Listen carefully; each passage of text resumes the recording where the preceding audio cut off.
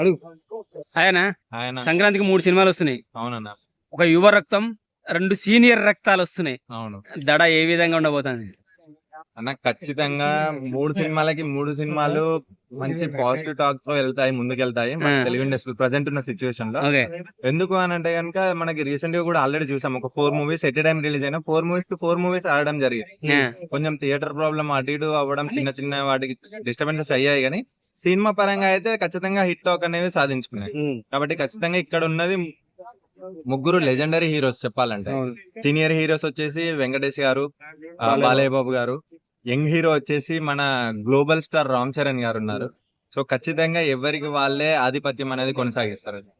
రామ్ చరణ్ గారి సినిమా గురించి ఏం చెప్తారండి? ఎలా అనిపిస్తుంది టీజర్లు, సాంగ్? రామ్ చరణ్ గారి సాంగ్స్, ఇనిషియల్ గా సాంగ్స్ ఫస్ట్ సాంగ్ రిలీజ్ అయినప్పుడు కొంచెం ఏంటి ఇంత స్లోగా ఉన్నాయి సాంగ్స్, ఇంత క్లాస్ గా వెళ్తున్నాయి ఏంటి అనేసి అని అనుకున్నారు. బట్ ఎప్పుడైతే టీజర్ గానీ చిన్న లుక్స్ ఏవైతే రిలీజ్ అయ్యాయో, ఓకే అసలు సాంగ్స్ కి తగ్గ క్యారెక్టరైజేషన్ కి తగ్గట్టు సాంగ్స్ అనేవి మూవ్ అవుతున్నాయి అని చెప్పేసి ఇప్పుడు మనకి చాలా మందికి ఫీలింగ్ అనేది, పర్సెప్షన్ అనేది చేంజ్ అయింది. సో ఖచ్చితంగా తన లుక్స్ వైజ్ గా కానీ, తన బియర్డ్ తీసి స్మార్ట్ లుక్ కానీ, తన డ్రెస్సింగ్ సెన్స్, పంచకట్టే విధానము, ఫైట్ సీన్స్ కొన్ని చూపించడం జరిగింది గ్లిమ్స్.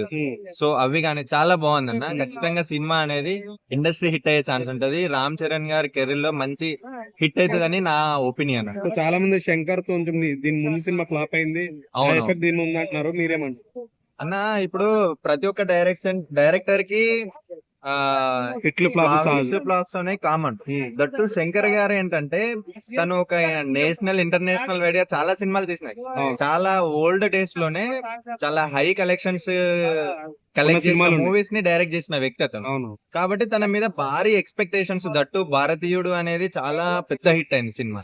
సో భారతీయుడు 2 మీద కూడా అంత హై ఎక్స్పెక్టేషన్స్ ఉండడం వల్ల ఆ కథ అనేది కరెక్ట్ గా నార్మల్ పర్సన్ కి రీచ్ కాకపోవడం వల్ల అది ఒక బ్యాడ్ టాక్ అనేది తెచ్చుకుంది. బట్ ఈ సినిమా అలా కాదు. ఏంటంటే వాళ్ళు ముందు నుండి చాలా జాగ్రత్త, ఒకటి ఆల్రెడీ దెబ్బ పడింది అంటే ఖచ్చితంగా దాన్ని జాగ్రత్తలు తీసుకొని ముందుకెళ్తాడు. కాబట్టి ఖచ్చితంగా ఈ సినిమా అనేది హిట్ అవుతుంది. మ్యూజిక్ ఎలా అనిపిస్తుంది అన్న మన దీంట్లో?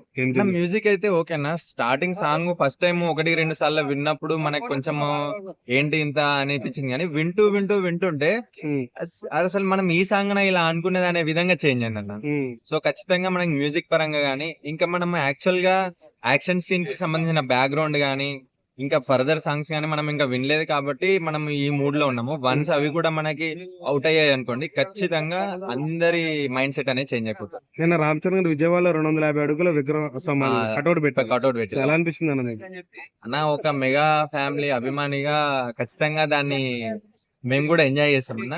బట్ కొంచెం మనకి ప్రీవియస్ ఇన్సిడెంట్స్, రీసెంట్ గా జరిగిన ఇన్సిడెంట్స్ గురించి దృష్టిలో ఉంచుకొని అభిమానులైనా సరే, నార్మల్ ప్రజలైనా సరే కొంచెం దాని గురించి ఆలోచించుకుంటూ జాగ్రత్తగా ఉండండి. ఎందుకంటే ఇప్పుడు మన అభిమానం చూపించడం ముఖ్యమే, బట్ అది చూపించే క్రమంలో ఏమన్నా ఇబ్బందులు అవడం జరగదాన్ని ఏదైనా జరగద్దు అనే కోరుకుంటాం ప్రతి ఒక్కరు. ఇన్ కేసు ఏదైనా జరిగితే కనుక ఫ్యామిలీ మీద అది ఎఫెక్ట్ చూపించే ఛాన్స్ ఉంటది. కాబట్టి మనం 250 కాదు, 300 కాదు, 500 పెట్టినా చాలా ఆనందిస్తాం. కానీ ఏది చేసినా గానీ జాగ్రత్తగా చేయడం అనేది ఇంపార్టెంట్. కొంచెం ఆ దృష్టిలో ఉంచుకుంటే చాలు. యాజ్ అభిమానిగా నేను కూడా అది ఎక్స్పెక్ట్ చేస్తున్నా. ఇన్సూరెన్స్ గురించి మాట్లాడారు కాబట్టి అడుగుతున్నా, బెనిఫిట్ షో లేవంటే మీరు ఏమైనా ఫీల్ అవుతున్నారా?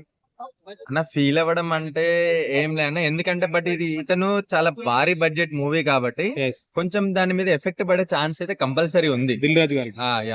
బట్ ఏంటంటే వీళ్ళు ఒకవేళ సినిమా అనేది ఖచ్చితంగా హిట్ అయింది అనుకోండి, వీళ్ళు నార్మల్ రేట్స్ తో కంటిన్యూ అయినా గానీ సినిమా అనేది ఎక్కువ రోజులు ఆడుతుంది. కాబట్టి ఖచ్చితంగా వాళ్ళ కలెక్షన్స్ వాళ్ళకి వచ్చేస్తాయండి. కంపల్సరీ ఇదైతే 1500+ crores అనేది కలెక్ట్ చేయడం పక్కా.